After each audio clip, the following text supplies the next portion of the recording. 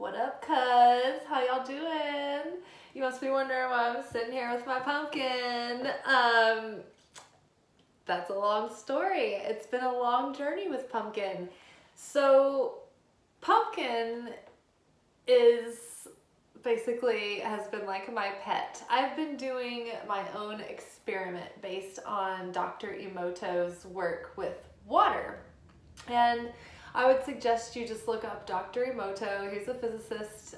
There's a documentary called, like on Netflix, it's called like Dr. Emoto, the full documentary or something, water experiments. It's just very basic. But then there's also mention of it in the documentary, What the Bleep Do We Know? And basically, the long story short version is that this physicist decided to study water, and he took regular samples of tap water and labeled them with words, just words, and put them away and froze them, and then looked at them under a microscope. And so the samples of water that were labeled with words like gratitude, love, joy, happiness, those samples looked under a microscope. They had these like beautiful crystalline formations and geometric shapes and patterns, and it was all very like orderly and beautiful, like snowflakes. And then there were another group of samples that were labeled words like anger, hate, I hate you, you're stupid. You know, it was just like mean, like nasty, negative things. And when they froze that water and looked under a microscope, the structure of that water just looked like random, chaotic muck. It looked like bacteria, algae, like mold or whatever. So I thought that was so interesting, you know, when I was becoming conscious of the energetic nature to reality and the vibrational essence of things, and how simple it kind of all is, and how it really gives us the power to create our situation and create the world that we live in and create our environment. But it just takes practice and discipline, and it takes ownership. You know, it's like those Tai Chi masters or the Kung Fu masters that seems like they can do like magical things, and it's just they've put this discipline, and they know how to work with and manipulate and govern energetic forces. So I was just really interested in that, and I, noticed over time that, things that stood out to me in the Bible were the things like, where Jesus points out, as a man thinketh, so is he, or we have the power of life and death in our tongue. And through my studies in Kabbalah, we've learned a lot of the mystical secrets that are those phrases and sayings we're making reference to. But, the mouth is a very powerful portal of energy, and we can speak life or speak death. And so I'd seen on the internet people doing their own experiments with apples. They would cut an apple in half and nurture one half in a jar and basically abuse the other half in the other jar. And they would just say nice, great, positive things to one half of the apple and say mean, negative things to the other half of the apple. And they would compare the samples that were stored in the same places, and the apples that were abused always rot faster, and the apples that were encouraged were thriving. So I wanted to do my own experiment, and I tried this experiment with a pumpkin just because it was Halloween time. I happened to think of it. Sorry, I got a hair in my eye. And we had gone to the farmer's market, and I just decided like, oh, this pumpkin is so cute, I want to put it in the living room. And then it was so cute that I got attached to it, and I just never wanted it to die. And so I kind of like made a game out of it, and I just said, okay, pumpkin, you're like my energetic thermometer. So you're going to tell me like how the household is doing, if this is like mostly a positive environment, if you thrive, or, if it's a negative environment, you'll start to wither. And so basically that pumpkin lasted from September of that year, like I think 11 months. It was almost a year old. And that pumpkin died the same week as my family lost my older brother. And of course, like the tide in the house changed, and it was very heartbreaking. And so that pumpkin very quickly withered and rotted, but only after it had been thriving for like 11 months. So I decided to do the experiment again. And so I bought this pumpkin. Oh my God, you guys. First of all, I've had this pumpkin for a while. I basically put even less focus and intention on this pumpkin than I did my original pumpkin. I gave this pumpkin positive reinforcement. I encouraged this pumpkin. I gave it compliments, but really only every once in a while. Like I told pumpkin, like, hey, like you're gonna be the reflection of like how well I'm doing. And there was a second pumpkin at the time when I was a part of a we, and we bought these pumpkins, and we had a smaller pumpkin that was green, and we named it was Grogu, our love child. And so Grogu lasted for almost a year, but he died around the same 11-month mark in the same month, right about the time that the relationship collapsed and we ended our 5-year relationship. Grogu died, and he was the love child that represented the relationship. So it was really crazy. He started busting at the seams. And so I thought that was so wild. But the pumpkin that represented me just kept thriving. In fact, it had a glow up. So this pumpkin, when I first bought it, was peach. It was like Cinderella peach pumpkin, like pinky peachish color. It didn't even have any green on it. And then over time, it is like reverse aged to like a pre-ripe green. There were times when I half expected like another vine to just sprout out from this stem. But so I bought this pumpkin in September of 2020. And it is now June of 2022. So this pumpkin is a year and 9 months old. And it is essentially thriving. And the reason I wanted to go ahead and do this video today as a follow-up is you can go back and check the one that I did maybe in January or February. I did a follow-up to like introduce y'all to pumpkin and let you know how long I'd had this pumpkin. And yeah, so this pumpkin is still doing okay, but it's showing a little bit of signs of like a little bit of a fungus or something growing here. So I wanted to go on and document pumpkin before pumpkin turned, just in case. But overall, like pumpkin still feels very firm. When you like knock it, it still feels like solid, like full of moisture. You can see on the bottom, this peach, that's the whole color of the pumpkin before. So basically it has just turned into this like pre-ripe green. I can't believe it. So I would highly encourage you to go and check out it, like What the Bleep Do We Know, or the Dr. Emoto Water Experiment full documentary. Amazing title. But just to learn more about like how our energy and how just our observation affects things. So I basically just merely by the power of suggestion have kept this pumpkin thriving for almost 2 years after it has been harvested. Like that's another thing I need to emphasize, that this has been a harvested pumpkin in my living room for a year and 9 months. And so, yeah, it's crazy. And I've just been a little bit positive to it. I have encouraged it once in a while, but mostly just left it alone and not been mean to it and not had expectations of failure. I just kept having expectations with no resistance that pumpkin was just going to keep on continuing in this eternal fashion. And I kept making jokes that I was going to like have people like line around the block and like come kiss pumpkin and touch pumpkin and get the pumpkin's blessing of eternal life. Like we're all white, come touch my pumpkin. It sounds like a song from like a Peaches lyric or something. Lyric from a Peaches song.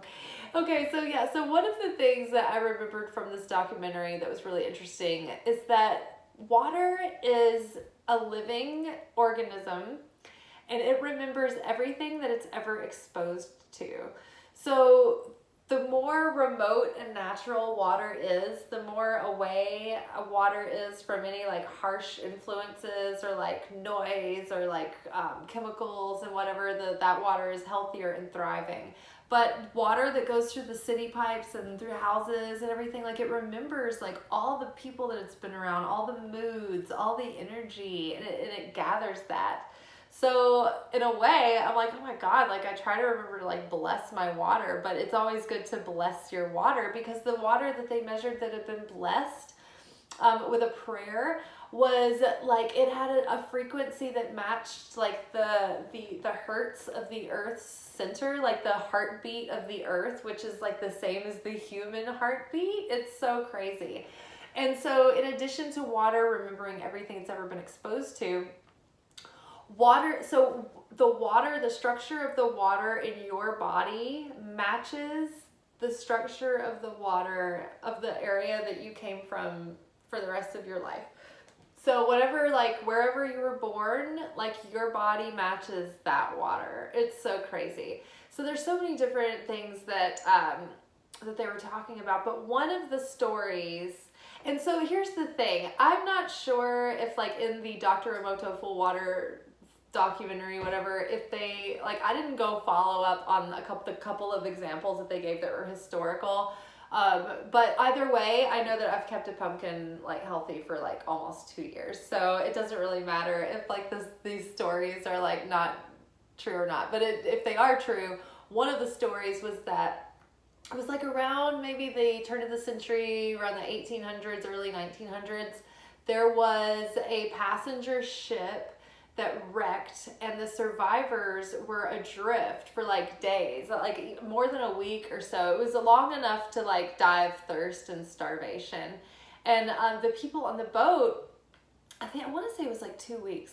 The people on the boat, they got desperate for water, so they just brought in the salt water, and they just all decided that it was going to be fresh water and that it was going to be fine, like on a delusional level. Like they were just like, it's fine, it's going to be fine. And they drank the water, and it was like, it didn't kill them. And when they were rescued, they asked, like, people were like, have you been staying alive? And they're like, we've been drinking the ocean water. And they're like, how did you not die? And they're like, we basically just all believed that the water was going to be fine, and we told the water it was going to be fresh, and then it was. And so it's just, that was a wild story to me. Another one of the crazy stories is that it was like around the 1950s, I think. There was a country in Asia, they were more specific, but I can't remember the details, where a military group of like people who were like bioengineering like a chemical weapon, like a viral weapon or whatever, were going over in detail, like in this like conference room, all the details of like how this like viral weapon would react in someone's body. And the only thing that was in the room were these carafes of water that they were all drinking out of. And later that night, all of the people that were in that meeting got deathly ill with those symptoms they were talking about and had to go to the hospital. And the only thing that the hospital could figure out that all of them had in common was that they all drank the same water. And they ended up ruling it poisoning by ordinary drinking water. But I just thought that was so crazy, both of those stories. Whether they're true or not, I don't know for sure. But it seemed like a very like PBS vibe kind of documentary. So it didn't seem like anything too sensational or like hokey or like, branded or whatever.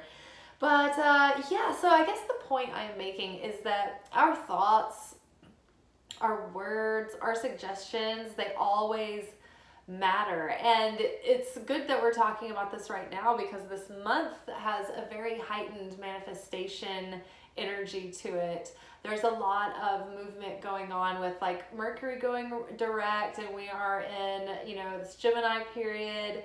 And Mercury is a very fast communicating planet, a very fast messenger, and it's one of the fast manifesting planets. The other two of the fastest manifesting planets are Mars and Venus, but then Mars is conjunct with Jupiter at some point in June, and that is in the sign of Aries. So Jupiter is all about expansion and like good fortune, and it's associated with has said, which is justice, mercy, generosity, blessing. So it's like all of that good fortune combined with like these heightened manifestation powers. It's more important now than ever to be present and mindful with your thoughts and with the way that you're speaking about things, with the way that you're speaking about your situation, the way that you're speaking about yourself. I mean, you can just do an experiment with yourself and be willing to be like delusional and crazy and just start speaking the things that you want to call into your life into being and talk about them like they're really happening and that they've already happened. That's how I manifest like things all the time. Half of the things that I manifest the easiest are just little jokes that I make that I just throw away and never think of again. And so you can imagine that like when you see stuff like that manifesting so easy, it makes you think twice about all the times you say things like, oh, I'm so tired, or I'm just so run down on my health, I'm really ragged, and when people are talking about like being overweight or like having a weight problem, or, talking about their, focused on their pain or their illness, the way that they talk about it, it's like, I don't want to not have compassion, because it's not like I've never not felt good and wanted to express it. But when you're habitually identifying with something or a label, instead of just saying like if you've been victimized in a crime or an accident or something, instead of saying like I've been a victim of this, maybe instead say like I'm a survivor of this, I'm healing from this, I'm recovering from such and such, I'm getting better by the day, it's all beginning to work itself out, pick the language carefully so that you are suggesting to your subconscious that things are under control and things are working out and that you're being guided and led and that you feel certain and that you're at ease, that the pieces are all going to fall into place and it's going to be fine. Panic, worry, talking about things in a catastrophic way, or in a doomsday way, or in a I'm trying to think of the word, fatalistic way, it's never really saved or helped anything. Dress rehearsing tragedy or talking about how, oh man, this thing that's happened, it's going to be really bad, this is going to be really bad, it's going to affect everything really poorly. And it's like, saying something like that doesn't really help you and it doesn't protect you, but it does actually add negative momentum and negative energy to a situation. So you want to just start thinking about proactively choosing to talk about, okay, well, now that this has happened, like, what do we need to do? What do we need to learn from the situation? What is this telling us? Why is this in the movie? Why is this in my story? What is this here to show me or mirror back to me or make me aware of? And then how do I feel divinely guided to show up in this moment? What is my free will decision? I don't want to react to the tides and, the winds of change of life as they toss me around at will, but like I want to calmly, proactively choose how I want to show up and handle situations. So thinking about the way that we talk about things, the intention that we put on things, the just mere perception of things and gentle suggestions, like just some compliments and some positive reinforcement. And this pumpkin has been thriving. If you're toxic, and angry and negative and brash and harsh, you're gonna be taking in different suggestions instead of nurturing ones. So be careful what you're ingesting and what your mind is taking in and what your subconscious is taking in. And make it a game, like make that part of your self-mastery. And then make it maybe a practice, or set your alarm or something on your phone, a few times a day to like pick a mantra or pick some phrase that you're saying that reinforces to you that, you're thriving, that you're guided, that things are working out for you, that you're blessed, and that, abundance is flowing and that love is flowing and all your relationships are healthy. And start speaking positively on yourself. And let's make it a challenge. Let's all do it together. Let's do this for like twice a day. We'll do it when we brush our teeth. For the next month, you will speak blessings over every area of your life that you can think of, and let's see what happens. But I'm not gonna throw Pumpkin out. I'm just gonna let Pumpkin do its thing and watch this top area here, because every other part of Pumpkin feels pretty firm. But I did want to see if Pumpkin could get to 2 years old, but I'm not sure. Let's see, Pumpkin, I believe in you. I think you're thriving and you're the cutest. I'm insane. I always say it. And that's okay though, because if you allow yourself to believe in magic, it becomes real. Now, I'm not saying to go around in complete delusion, completely ungrounded with reality. I mean, like, I get up and like I do my laundry, I pay my bills, I go to work, and I take action towards my dreams. You know, if I want to get in shape, I get my exercise routine going, and I cook. You know, if I want to make more money, I try to pick up more shifts, or, you know, I do other things. Like, so you have to build the vessel, but when you build the vessel, the light can come and the vessel will be strong enough to contain the light, right?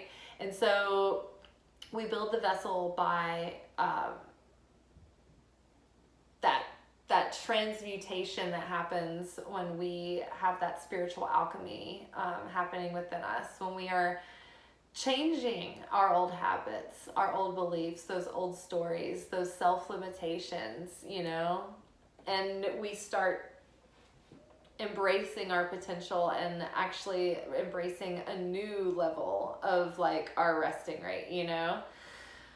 All right, you guys, let's just see how long this pumpkin lasts, but I can't even believe it. 1 year and 9 months. Love little pumpkin. All right, y'all. Well, I will see you later. Ciao. Be good, but not too good.